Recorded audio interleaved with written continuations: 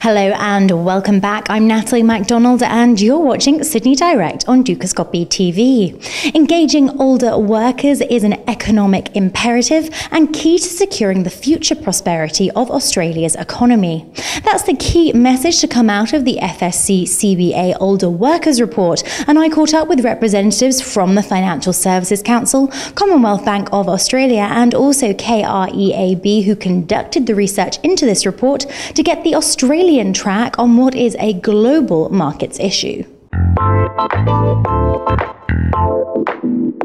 Sai Loane, many thanks for taking the time to chat with Dukascopy TV. Once again, a pleasure to catch up with you. Thanks, Natalie. So today we're discussing the FSC Commonwealth Bank Older Workers Report. Now, in a presentation just a short while ago, you described this as an economic imperative. Can you expand on that for us? It's really important as we age as a society in Australia that for productivity reasons, for economic reasons, that people work for as long as they feel comfortable and as long as they're productive. And we're finding that the old age of retirement, around 60, is starting to look quite redundant. People are generally quite healthy. Their well-being indicates that they want to keep working past the age of 60, but it's actually really good for the economy. It means that people aged 60 don't draw down on their retirement savings. They don't draw down on the age pension system, which is all taxpayer funded, and it actually means that they're saving more for retirement. So when they get to retirement, they'll have more to spend in the economy as well. And the more years that they keep on working, they're providing tax revenue for the economy as well. So it's a win-win situation for both the individuals and the country's economy as a whole. What in terms of business response, are we likely to see kind of a changing attitude there in terms of age discrimination? Does this come back to sort of gender diversity, sort of all of those different terms that we've been using just to get sort of a more broader workspace?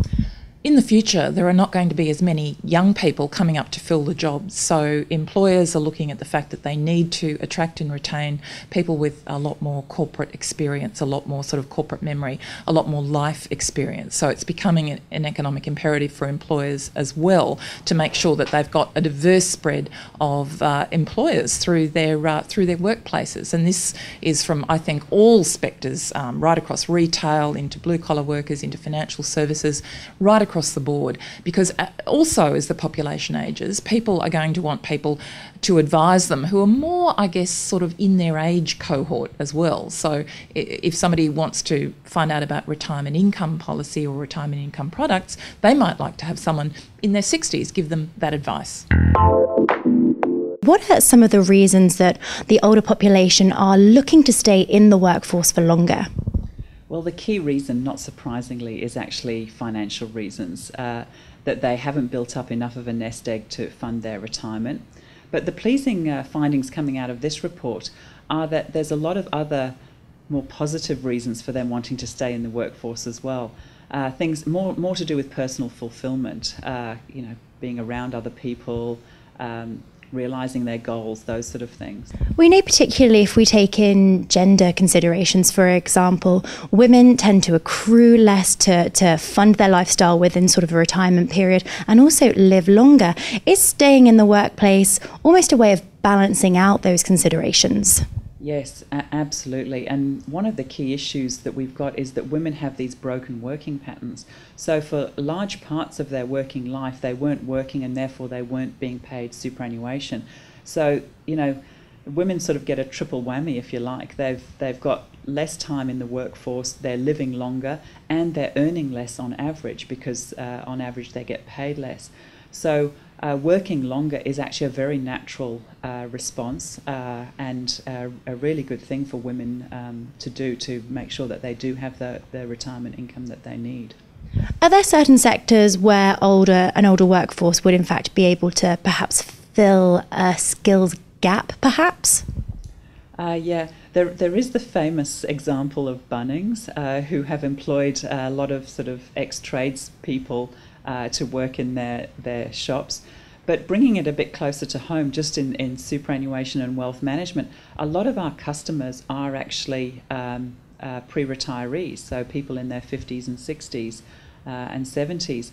And, for us, it's much better that we have older people talking to our customers, because they're more likely to identify them, be on the same page. So I think there are quite a few natural homes, if you like, for more mature workers.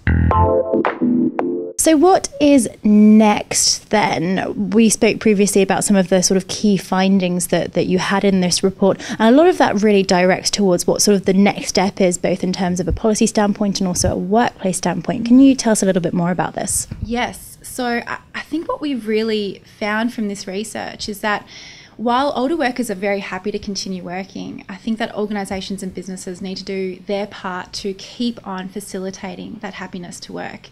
And while we're noticing that they're doing that more and more by encouraging older workers to work different hours, or they're providing more flexible options for them, they're providing carers for the support of their relatives, I do feel that policies and procedures need to be in place and structural changes need to occur in order to keep that going.